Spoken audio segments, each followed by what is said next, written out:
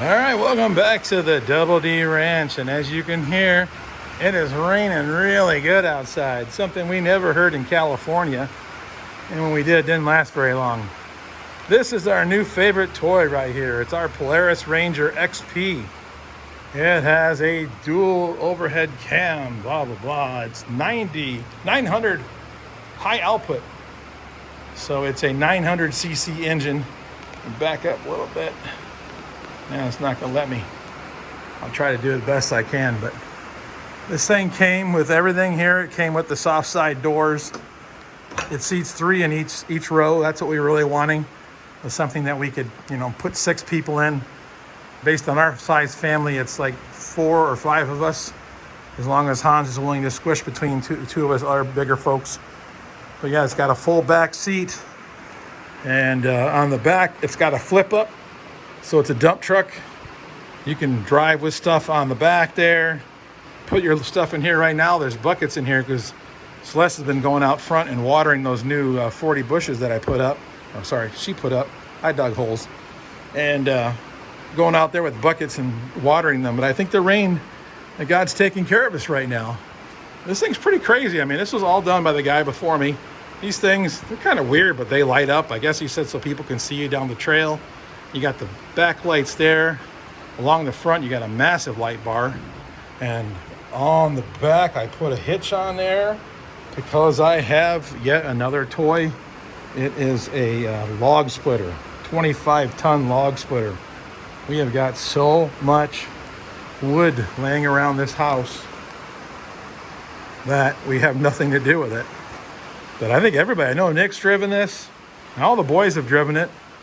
Even when my niece came over the other day, Kari, she's kind of a new driver, and I wouldn't have let her.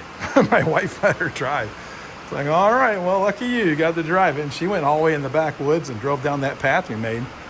And then another 2 toy. I mean, if you got so much wood, how do you live without a chainsaw to go with it? So it's just a small little Husqvarna. I don't even know, it's a 440 or something. It's a Rancher. It was used at Tractor Supply. I think it was a return, and the price was good. And that's what really mattered.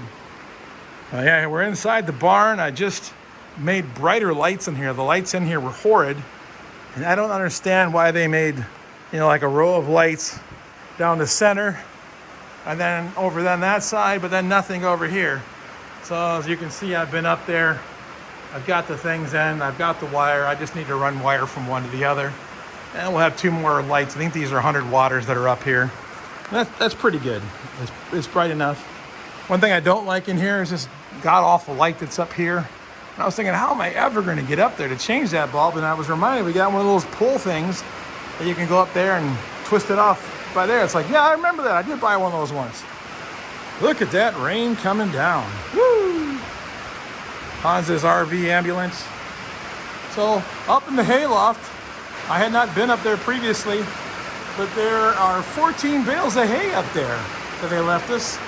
I guess when we eventually get some livestock, it'll be useful, but it is completely pitch black up there. There's no lights.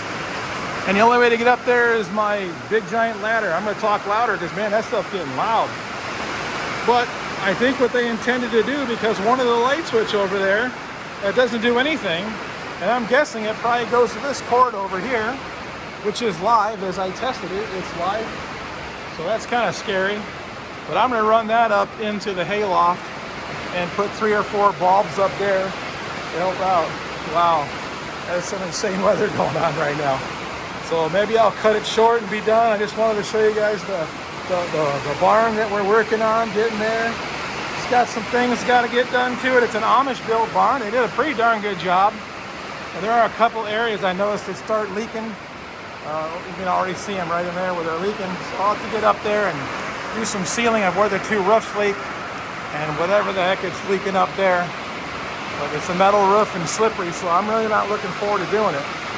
But one of the things that's weird about this garage, I'm trying to find places to hang my tools.